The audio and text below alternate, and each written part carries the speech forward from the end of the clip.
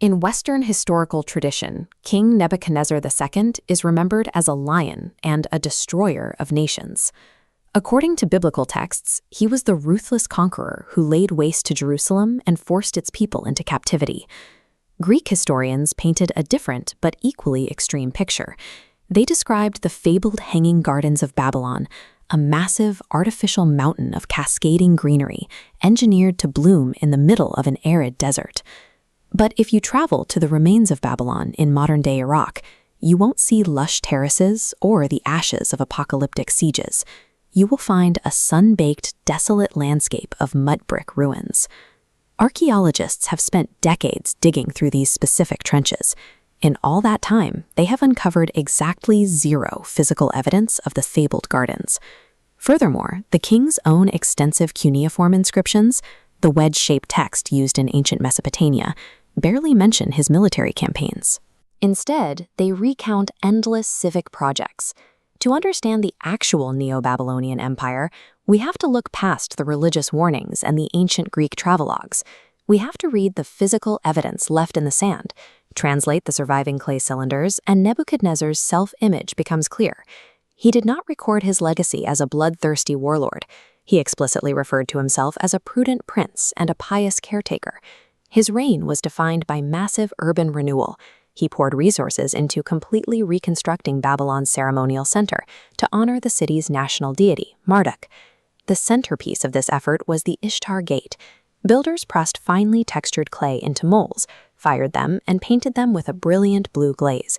The color was engineered to mimic lapis lazuli, a highly prized deep blue stone, giving the massive defensive wall a jewel-like shine. In the early 20th century, German archaeologist Robert Koldewey excavated the gate.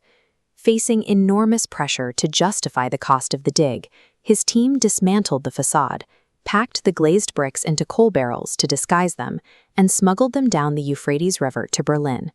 Reassembled today, these structures show exactly where the empire's wealth went.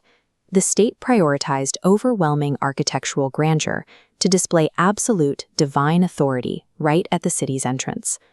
This topographical map of Babylon presents a strict scientific problem. The surrounding terrain is entirely flat. Pumping enough water from the Euphrates River to sustain a terraced, high-altitude garden using ancient gravity-fed irrigation would be physically impossible. This geographical dead-end led Oxford Assyriologist Stephanie Daly to a startling conclusion. The early Greek writers were looking at the wrong city. The fabled gardens were likely located 300 miles north in Nineveh, a region with a much wetter, mountainous climate. This cross-section of Nineveh's excavated architecture reveals exactly what the Greek historians described. We see layered roofing and pillared walkways capable of supporting deep soil and large trees. We also have the blueprints. Cuneiform records from the Assyrian king Sennacherib boasts of a palace park modeled on a mountain landscape, complete with bronze devices designed specifically to raise water to the upper terraces. The legendary Hanging Gardens were entirely real, but they were an Assyrian engineering achievement. Over the centuries, as Babylon's cultural fame eclipsed its neighbors, it simply absorbed the credit. The fabled gardens may have belonged to another city, but the Neo-Babylonians were quietly documenting a different kind of legacy, one that remains embedded in our modern world. This diagram displays their sexagesimal, or base 60, numbering system. Because the number 60 is divisible by so many integers, Babylonian mathematicians could calculate fractions and handle unusually large or small quantities with razor-sharp precision. They applied this math to the night sky, mapping the precise movement of planets along a 360-degree orbital circle. This allowed them to predict celestial events years in advance using purely observational data. That logic is still running in the background of your life. When you divide an hour into 60 minutes or measure a circle in 360 degrees, you are using Neo-Babylonian math.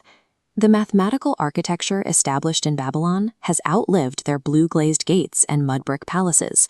We continue to measure our lives through the specific geometric logic they codified thousands of years ago. For all its civic brilliance, the Neo-Babylonian state was incredibly fragile. Decades after Nebuchadnezzar's death, internal political intrigue and weak successors fractured the government. In 539 BC, Cyrus the Great of Persia marched his forces into the city. The Chaldean dynasty collapsed, bringing an end to native Mesopotamian rule. As a political entity, the empire survived for less than a century. Its scientific and architectural footprint, however, has endured for thousands of years. By stripping away the ancient propaganda and the Greek myths, the physical evidence reveals a society defined by high-level engineering and cosmic observation, a brief, shining peak of human intellect.